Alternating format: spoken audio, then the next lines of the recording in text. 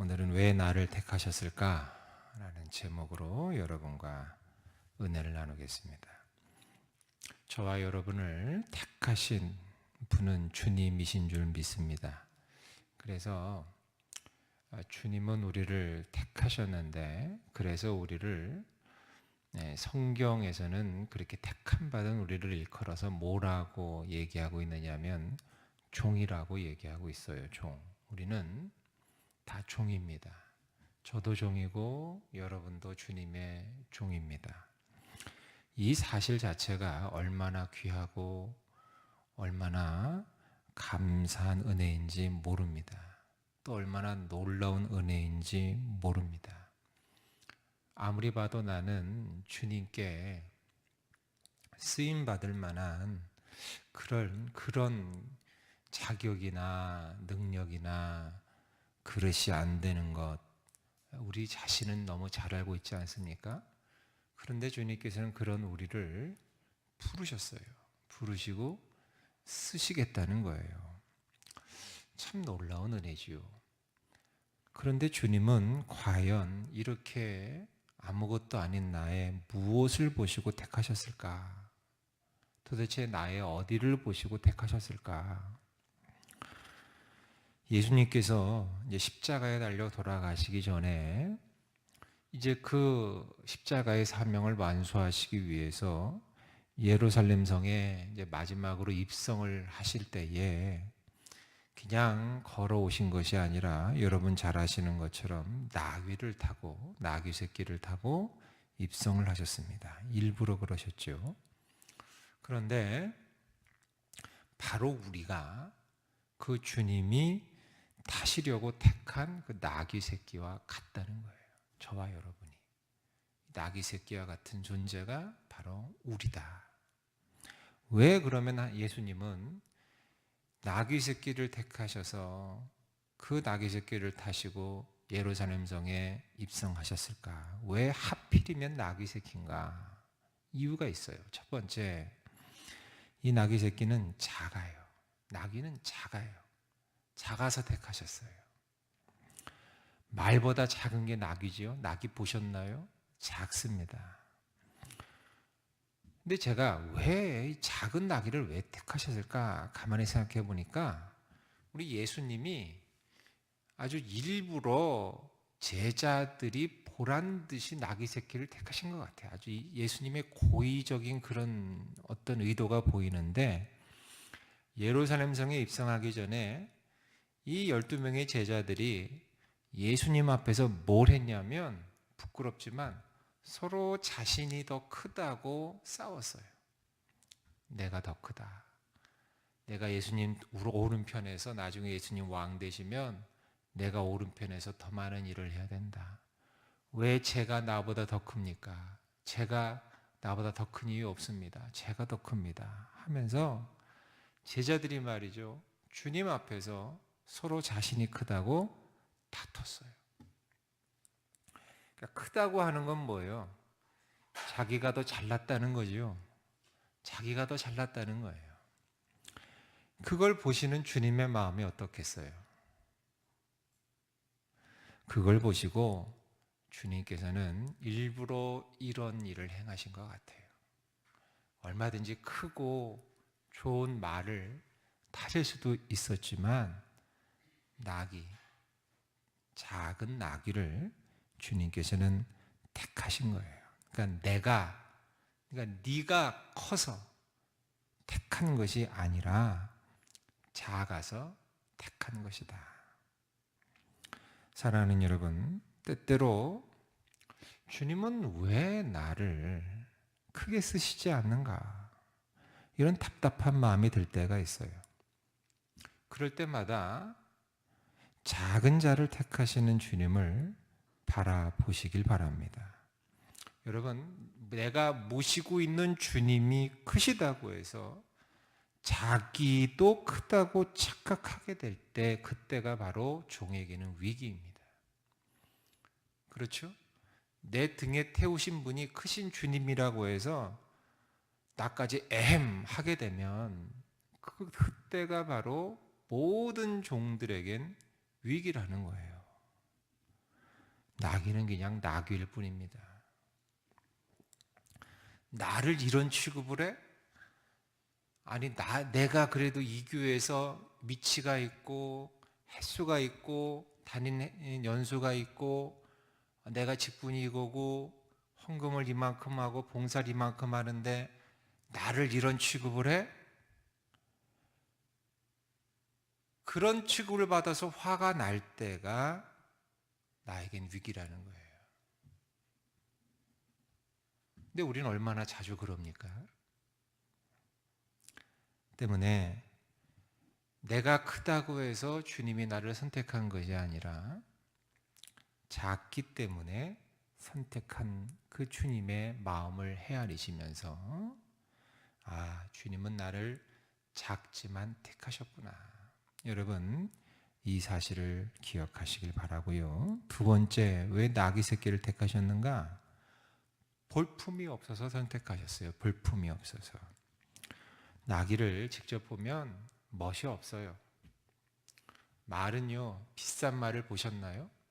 비싼 말을 보면 짐승이지만 아름다워요. 짐승이지만 아름다워요. 옛날에 벤허라는 영화 보셨나요? 혹시 벤허? 그 유명한 영화 벤허. 벤허에 보면 마지막에 주인공 벤허가 그 말을 몰고 마차 경주를 해요. 마차 경주. 근데 그때 벤허가 무는 말이 하얀색 백마였어요. 정말 값비싼 백마를 끌고 딱 네 마리 말을 끌고 나오는데 제가 그때 중학생 때였나 초등학생 때였나 그 영화를 봤는데 제가 근데 그 네 마리 백마를 딱 보는 순간 심장이 멎는 것 같더라고요. 어린 나이에도. 예쁜 여자 보고도 심장이 멎는 것 같진 않았는데 그 영화지만 그 백마 하얀 백마 네 마리가 다 스크린에 나오는데 말이지만 너무 아름답더라고요.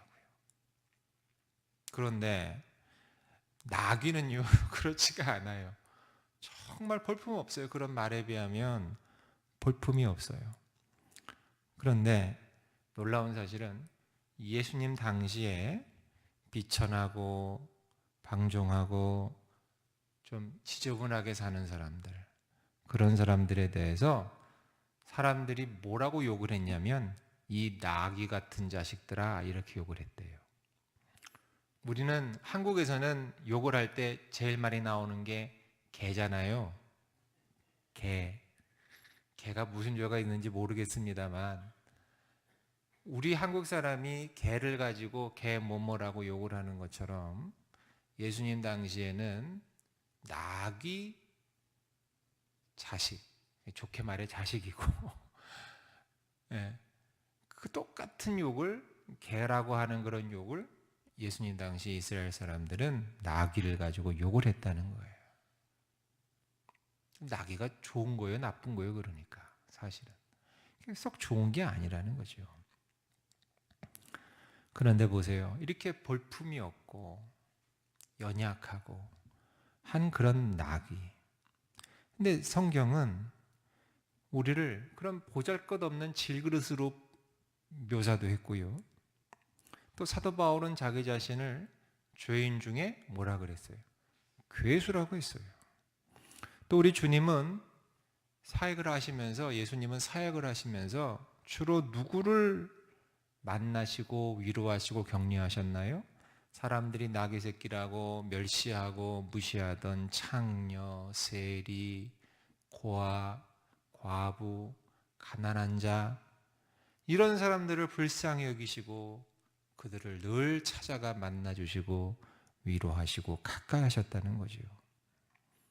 볼품이 없는 사람들이죠. 한마디로 말해서 볼품 없지요. 그런데 주님께서는 오히려 그런 우리를 충성되이 여겨주셔서 직분을 맡기신 것이지 우리가 볼품이 있기 때문에 잘났기 때문에 우리를 선택해서 쓰시는 게 아니라는 거예요. 볼품이 없기 때문에 선택하셨다. 마지막으로